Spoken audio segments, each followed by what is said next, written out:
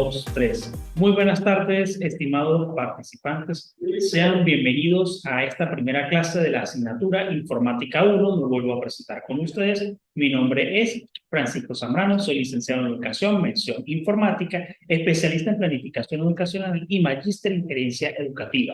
Voy a estar con ustedes como facilitador para esta asignatura llamada Informática 1. Les recuerdo un poco qué programas, qué temas vamos a ver durante esta asignatura. Primero que todo vamos a conocer lo que es los aspectos básicos, los fundamentos básicos de la informática y la computación. Luego vamos a conocer lo que es el programa procesador de texto o Microsoft Word, para luego seguir con el diseñador de presentaciones llamado Microsoft PowerPoint y por último con el diseñador de publicidad y propaganda Microsoft Publisher. Como pueden observar, como han escuchado hasta el momento, muchas de las actividades de esta materia son prácticamente todo es práctica. Así que, por favor, les agradezco a ustedes la máxima participación en esta asignatura y también la máxima asistencia, no solamente de forma presencial, sino también de manera virtual. Recuerden que la asistencia se estará tomando en cuenta al momento de su evaluación en cada uno de las actividades o módulos de esta asignatura. Vamos a comenzar con el primer módulo que tenemos para esta oportunidad, titulado Introducción a la Informática. Vamos a hablar prácticamente de toda la parte básica de lo que es la informática, lo que es la computación. En primer lugar, vamos a hablar qué es la informática, a qué se refiere esta palabra. Cuando hablamos de la informática, es la ciencia que estudia el tratamiento automático y racional de la información. Es automático por ser las máquinas las que realizan los trabajos de captura, proceso y presentación de la información. Se habla de racional por estar el proceso definido a través de programas que siguen el razonamiento humano. Entonces, tenemos que la informática viene siendo la ciencia, es la ciencia al servicio de la humanidad que facilita la vida cotidiana y más en nuestros tiempos tan actuales y tan cambiantes. Recuerden que la informática día a día viene sufriendo diferentes cambios y hoy en día con la parte o la aparición de lo que es la inteligencia artificial, la informática viene siendo uno de los elementos fundamentales para el desarrollo de la humanidad y el desarrollo laboral, educativo y profesional de los seres humanos. Ahora vamos a hablar un poquito de la computación. ¿Qué es la computación en sí? Es la ciencia que se ocupa del estudio de las computadoras. Abarca su diseño, operación y el uso del procesamiento de datos. En otras palabras, la computación alude al estudio científico que fundamenta sobre los sistemas automáticos para el manejo de información, que puede realizarse por medio de herramientas pensadas para dicho fin. La computación viene siendo una rama de la informática, pero ella prácticamente se encarga del estudio y de los diseños del computador. Es decir, es prácticamente quien se encarga de todo lo que es pensado para el diseño, todo lo que es prácticamente en circuitos, tarjetas de memoria, tarjetas madre, disco duro, en fin, todo lo que tiene que ver con la arquitectura del computador. Ahora, vamos a ver un poquito de la historia de lo que es nuestro computador, cómo está pensado el computador en esta pequeña reseña histórica. Vamos a comenzar desde prácticamente lo más fundamental.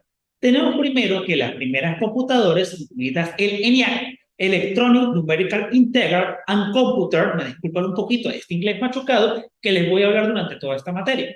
Ok, resulta que estos vienen siendo los primeros computadores que se desarrollaron a partir de 1943, que viene siendo construido por el John Martling y John Encher, me disculpan un poquito este inglés, en la Universidad de Pensilvania en Estados Unidos. Vamos a encontrar que el desarrollo de los computadores se viene siendo mucho en Estados Unidos, ya que prácticamente los grandes científicos de la ciencia de la computación a mediados de los siglos XX, durante la Segunda Guerra Mundial, se ubicaron en los Estados Unidos, ¿ok? Este computador tenía alrededor de 30 metros de largo y pesaba 32 toneladas, por un puesto de 17.468 válvulas. Es decir, las válvulas o tubos de vacío que tenía este computador ocupaba un área de 30 metros de largo.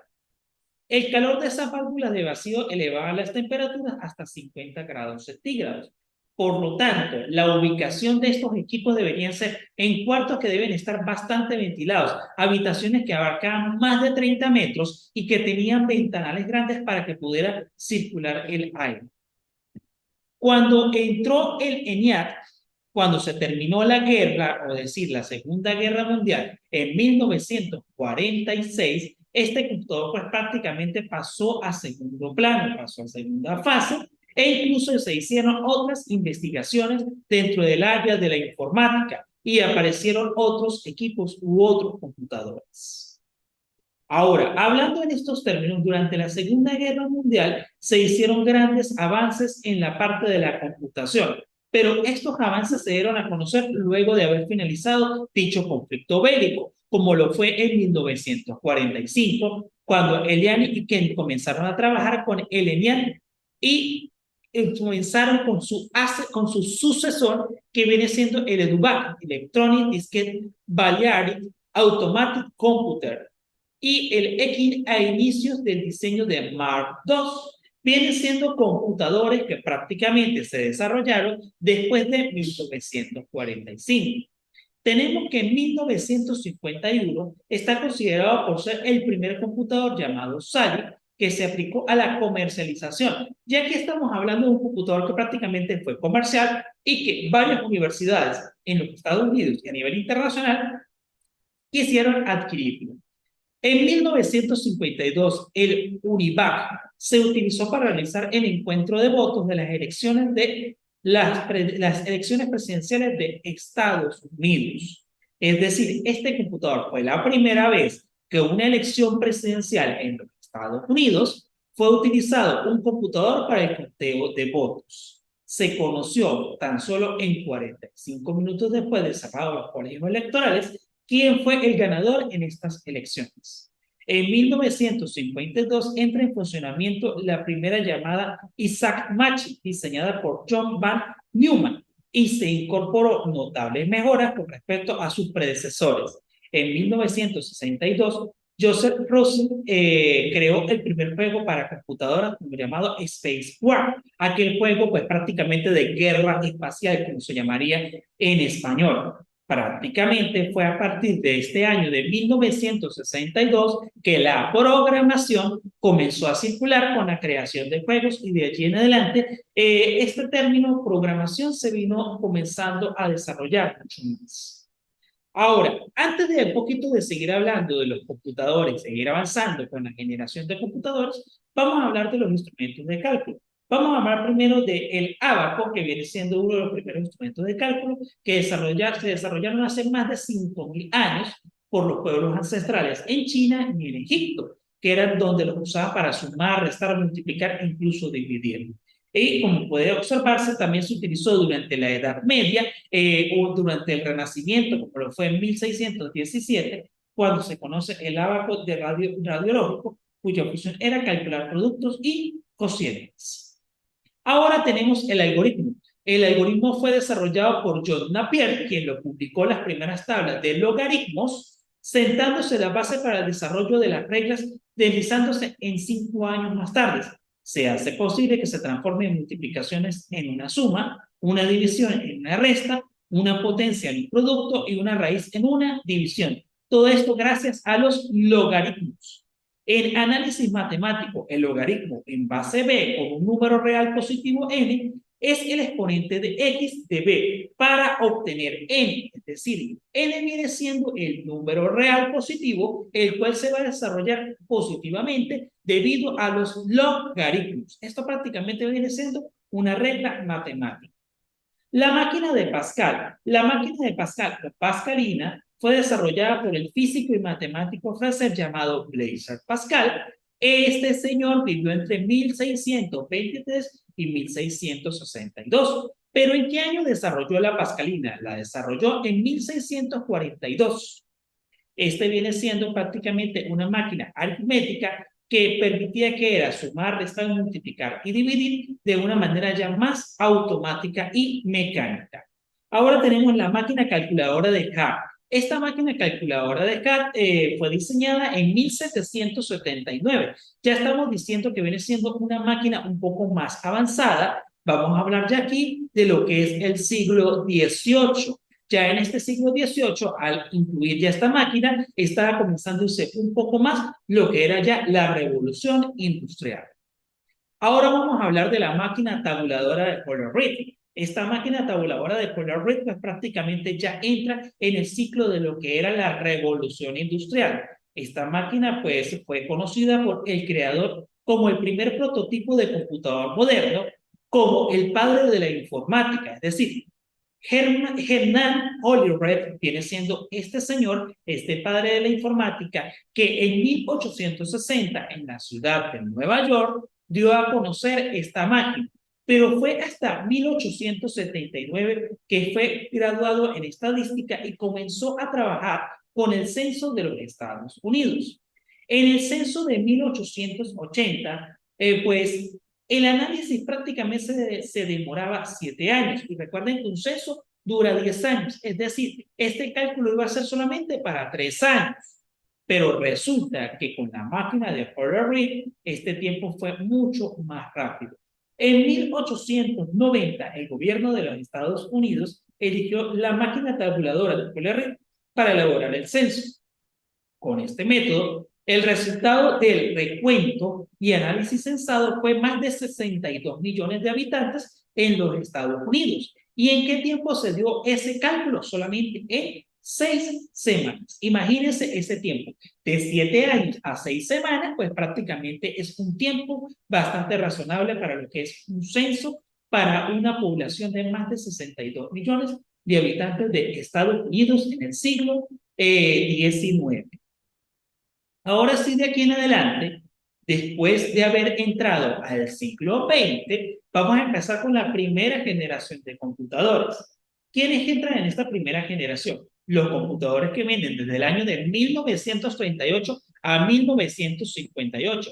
Es decir, los computadores como el UNIVAC y el ELIAC, que se mencionaron anteriormente en esta reseña histórica, entran en la primera generación de los computadores, porque están entre 1938 y 1958. Es decir, la primera generación abarcó todo lo que fue la Primera Guerra Mundial. ¿Cuáles son los computadores que están aquí? Aquí tenemos el UNIVAC, que viene siendo uno de los primeros computadores, y también tenemos el Mark I, que llevó 48 gabinetes con 100.000 componentes, incluyendo de cerca de 17.000 válvulas electrónicas, y pesaba alrededor de 27 toneladas y medía 5,50 por 24,40 metros y consumía alrededor de 150 kilovatios. Es decir, tenía un gran consumo de energía eléctrica y pues realmente era una máquina bastante grande y bastante pesada. Y se trabajaba con tubos de válvulas a vacío. Los tubos de válvulas a vacío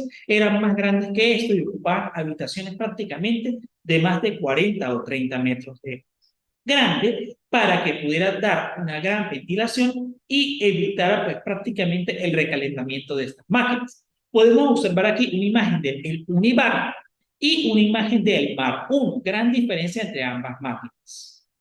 Ok, el UNIVAC 1, que fue desarrollado en 1951, como podemos ver, tenía un teclado, tenía una serie de componentes como cintas, gabinetes, transistores, válvulas a vacío, que estaban prácticamente recubiertas por una serie de placas metálicas para que no se pudiera ser apreciado todo este proceso mecánico interno. Pero ella prácticamente, ¿qué realizaba? Daba simplemente unas tarjetas con ranuras perforadas que podían entrar en una gran distancia, pero prácticamente daba la información necesaria.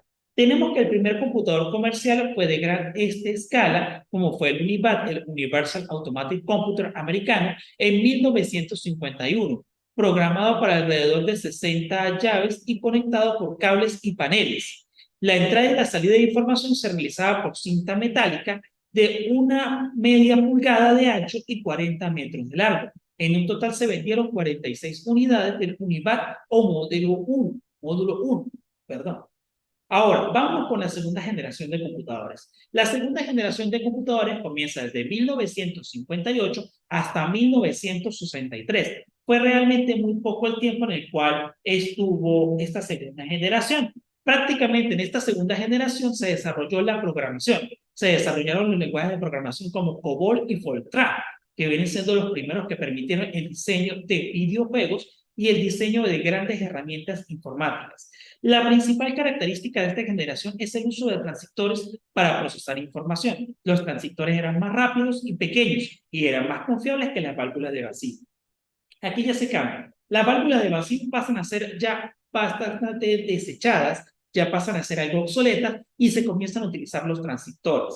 ¿Cuáles son los computadores que se comienzan a comercializar aquí? Por lo menos la IBM comercializa el equipo 650 y también el TX0 de 1958.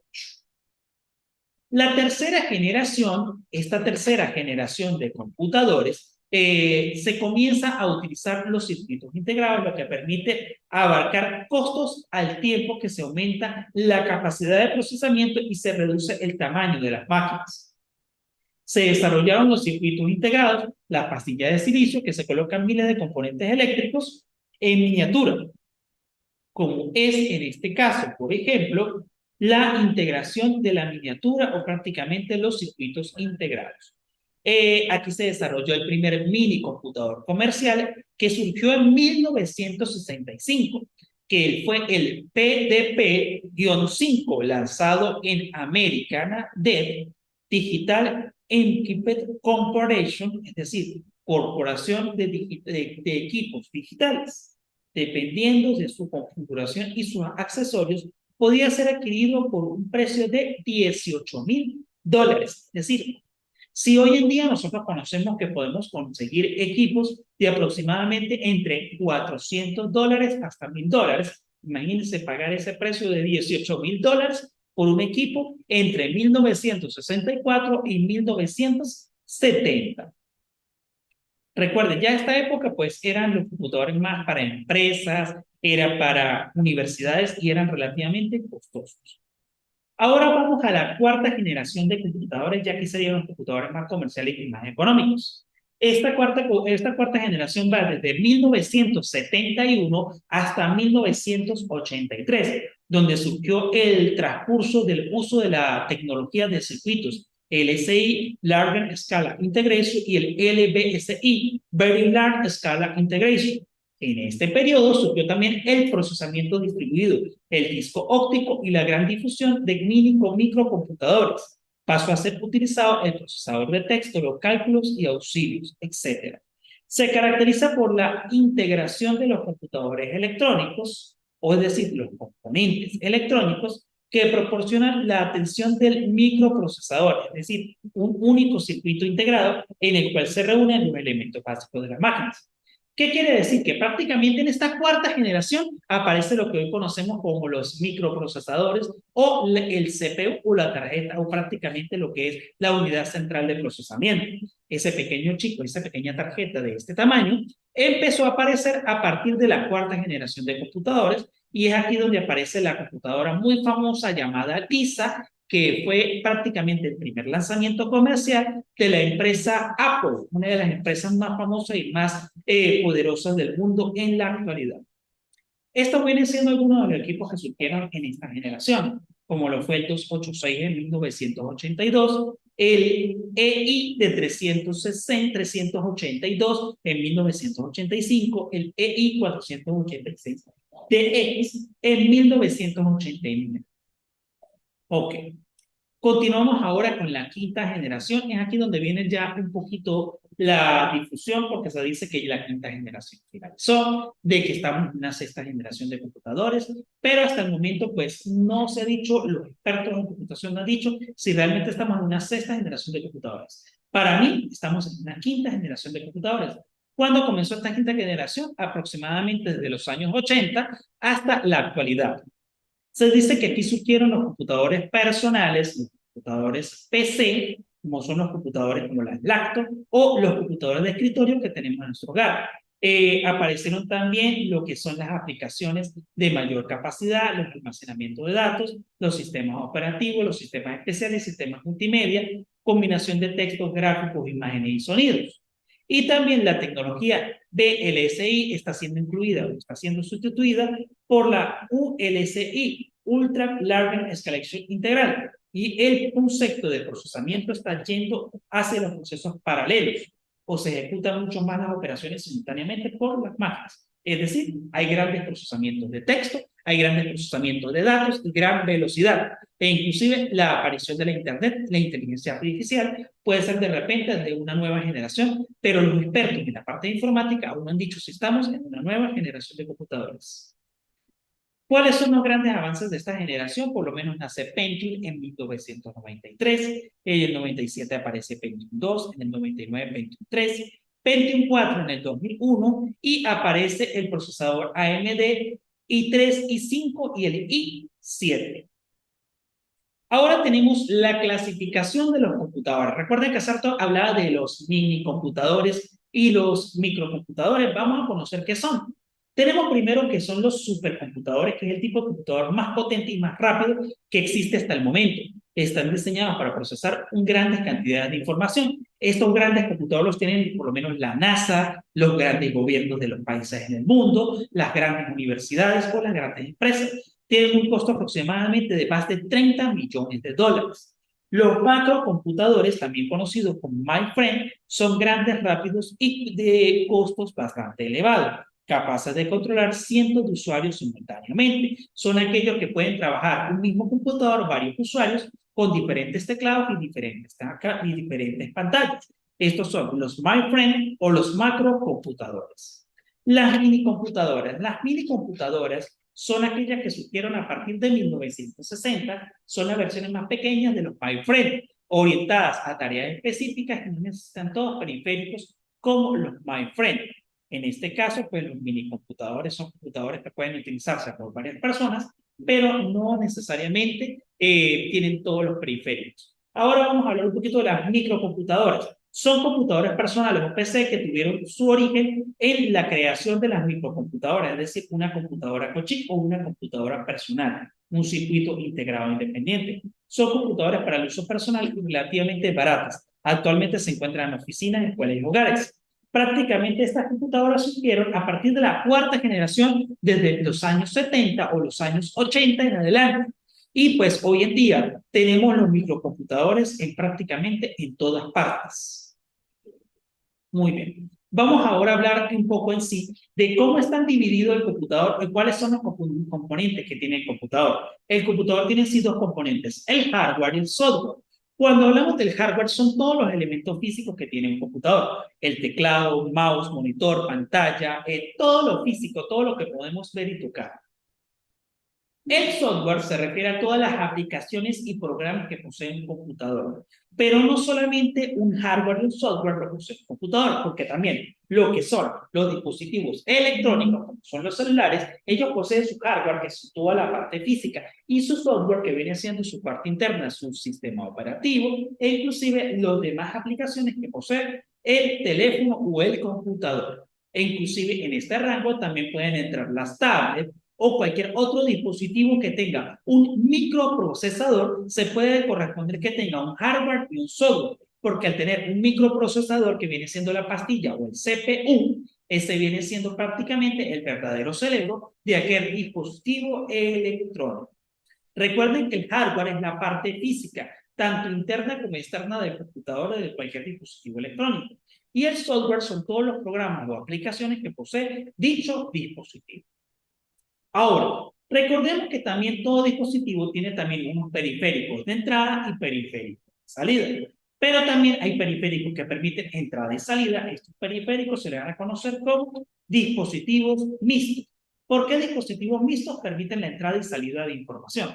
Pero ¿qué son los dispositivos periféricos? Se le denominan, es la denominación genérica para designar el aparato o dispositivo auxiliar e independiente conectado a la tarjeta madre con un computador que se considera periférico a las unidades o dispositivos de hardware a través de los cuales el ordenador se comunica con el exterior y los sistemas que almacenan o archivan la información sirviendo de memoria auxiliar de la memoria principal. Me disculpan un momento. Voy a tomar un poco de agua, ya saben, por este calor y como he estado hablando bastante.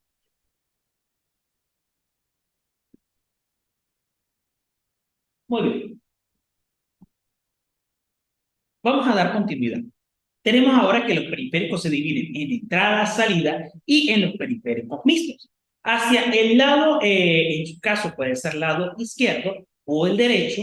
En este caso, para mí viene siendo el izquierdo. Tengo lo que son los dispositivos periféricos de entrada. Son los dispositivos que reciben la información, ingresan los dispositivos, la ingresan en el dispositivo electrónico. ¿Cuáles son los dispositivos de entrada? Ratón, micrófono, escáner, teclado, webcam o incluso el joystick o aquella palanca de juego. Los periféricos de salida, que se encuentran en este caso en mi lado derecho, son los dispositivos que permiten la salida de información de forma física, auditiva u óptica. ¿Cuáles son? Las cornetas, el sintetizador de voz, el monitor, el plotter y la impresora. Son algunos de los dispositivos de salida. ¿Y los mixtos cuáles son? La pantalla táctil, el disco duro, el CD-ROM, el módem y el pendrive. Son algunos de los dispositivos, tanto de entrada como salida. Son dispositivos periféricos mixtos. Aquí podemos ver un poquito más lo que son los dispositivos de entrada, que vienen siendo teclado, ratón, mouse, micrófono, joystick, e incluyendo la cámara web, la cámara digital y la cámara de video. Entre los dispositivos periféricos de entrada tenemos, estos son capaces de captar y digitalizar los datos introduciendo por el usuario o por otro dispositivo. Los envían al ordenador para ser procesados, los más conocidos por el teclado, el ratón o mouse, el escáner, webcam, cámara digital, etc. La siguiente imagen se puede apreciar pues todos los dispositivos periféricos, como ya lo mencioné. Ahora, los dispositivos de salida vienen siendo los dispositivos que se muestran o proyectan información hacia el exterior del ordenador. La mayoría son capaces para informar, alertar, comunicar o proyectar o dar cierta información a los usuarios. De la misma forma que se encargan de convertir impulsos eléctricos en información legible para el usuario. Sin embargo, no todos son de este tipo de periféricos. Es información para el usuario. El monitor, la impresora, el pad, los altavoces, los auriculares son periféricos de salida ya que se proyectan al usuario la información. Ahora, vamos a conocer un poquito más lo que son las unidades de almacenamiento, aquellas unidades que nos aparecen en nuestro computador. Yo creo que ustedes han observado que cuando ingresan a la parte llamada equipo en sus computadores, observan que el pendrive, este pequeño dispositivo que tenemos para guardar información, este pequeño dispositivo como el que yo tengo acá, viene siendo un dispositivo de entrada y salida. Este es un dispositivo periférico mixto. ¿Por qué? Permite la entrada de información y la salida de información a nuestro computador. Pero para conocer estos dispositivos de almacenamiento, vamos a definirlos un poco. Los dispositivos de almacenamiento son conectados a una computadora y suelen asociarse automáticamente a un volumen o a una unidad lógica, generalmente designados por una letra seguido por dos puntos. Estos dispositivos o unidades de almacenamiento lógico pueden ser de esta manera, como se explican de la siguiente forma.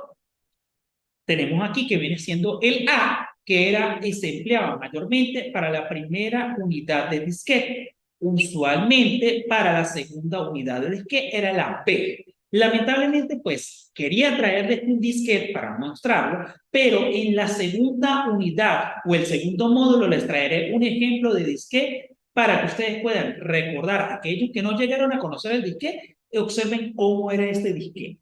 La unidad C suele relacionarse al disco duro o a la unidad central o al primer dispositivo principal o a aquel dispositivo que permite guardar información. Se le conoce como un disco duro.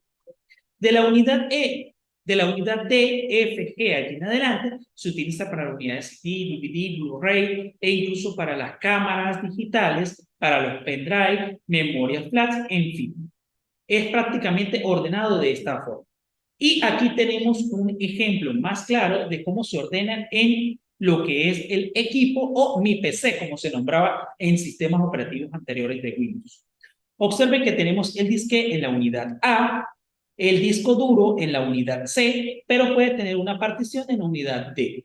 La unidad de CD en la unidad E, las unidades de redes, este equipo tiene unidades de redes, I, U, T y X, y también puede tener una conexión a un dispositivo periférico como es un pendrive. ¿Ok?